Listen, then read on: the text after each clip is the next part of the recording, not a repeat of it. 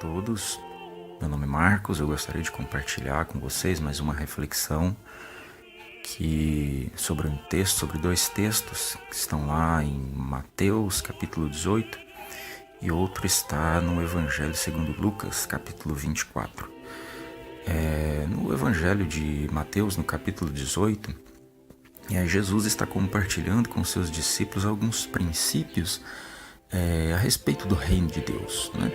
Pois Jesus, tudo que Jesus ensina, tudo que Jesus revela, compartilha e manifesta no meio da igreja enquanto orientação, enquanto uma bênção, ela não visa a individualidade, ela visa a coletividade. Então Cristo não abençoa a individualidade, sim a coletividade, né?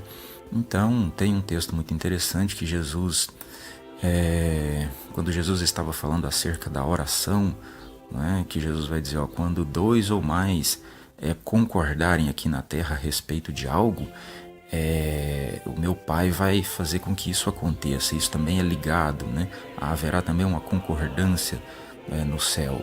E Jesus vai dizer, por isso, quando dois ou mais estiverem reunidos em meu nome, eu estou no meio deles.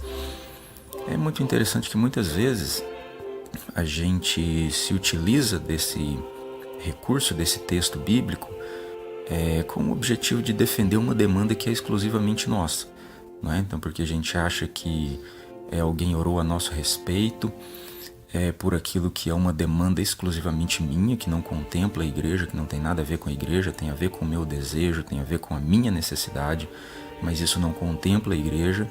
Aí eu acabo acreditando que o fato de alguém estar junto comigo, algum irmão estar junto comigo e disser o amém depois dessa oração, ou eu digo o amém após a oração do irmão que contempla essa minha demanda individual, Deus irá contemplar isso. E não é verdade.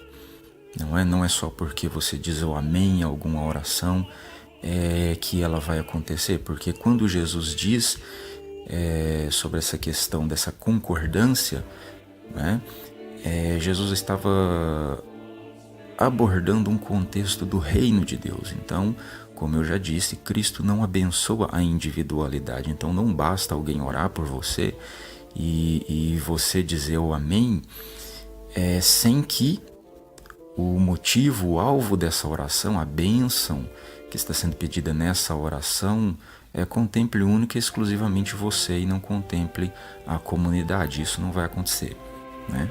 Porque, repetindo para ficar bem frisado na nossa mente, Cristo não abençoa a individualidade, sim a coletividade.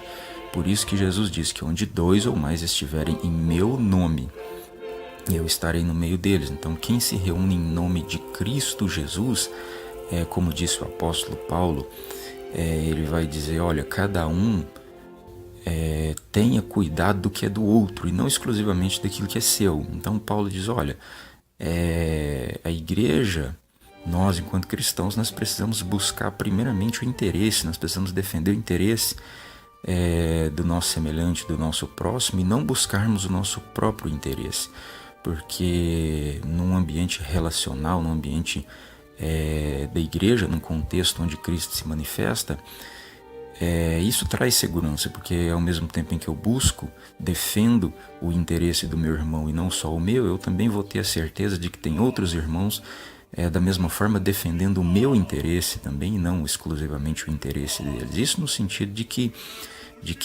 em defender interesses, no sentido de que cada um seja contemplado, né, de que, assim como diz no texto bíblico, os órfãos e as viúvas, né, aqueles que não têm amparo, sejam contemplados. Por isso nós devemos defender, buscar o interesse da comunidade, não o nosso próprio interesse. Então é esse interesse, quando eu busco esse interesse da comunidade onde eu estou inserida, a igreja, e alguém diz o amém à minha oração, aí sim isso é ligado no céu. Quando nós, enquanto igreja, estamos buscando o interesse comum, o benefício comum da igreja e não o nosso próprio interesse, aí sim nós estamos nos reunindo em nome de Cristo, aí sim, quando nós dizemos amém, aí sim essa oração é ligada no céu, aí sim Deus nos abençoa, aí sim Deus nos concede aquilo que nós estamos buscando, porque nós estamos, afinal de contas, buscando o interesse comum, nós estamos buscando recursos, sejam materiais ou sejam espirituais, que contemple o nosso irmão, e isso consequentemente vai nos abençoar também. E por isso que Jesus diz no Evangelho de Lucas, no capítulo 24, quando Jesus já ressuscitou e ele começa a aparecer aos seus discípulos, mas eles ainda não o reconheceram, não o haviam reconhecido, após ele ter ressuscitado, em um momento muito emblemático, quando eles se reúnem para a ceia e eles ainda não haviam reconhecido Jesus, quando Jesus ele toma o pão e abençoa e reparte esse pão. Então o texto bíblico diz que no exato momento em que Jesus partiu o pão, os olhos de seus discípulos foram abertos e eles o reconheceram. E nesse exato momento Cristo desaparece de diante de seus olhos. Então Cristo, ele é reconhecido no meio da igreja quando o pão é partido, quando há divisão, quando há partilha, quando há compartilhamento, quando nós nos reunimos para compartilhar aquilo que Deus tem nos dado. Aí sim, nesse momento, Cristo é reconhecido em nós, e aí sim nós conseguimos, enquanto igreja de Deus, cumprir a nossa função. Então, quando eu me reúno, quando nós, enquanto igreja, nos reunimos em nome de Cristo Jesus, ele se manifesta no nosso meio, e porque há a partilha, porque nós não estamos nos reunindo em nosso próprio nome, buscando o nosso próprio interesse. Nós não somos uma multidão de individualidades, mas nós somos um corpo só. Nós somos uma só mente, um só coração, nós somos um só corpo, nós somos uma igreja, porque ao nos reunirmos em nome de Cristo, nós buscamos o interesse do corpo, o interesse comum.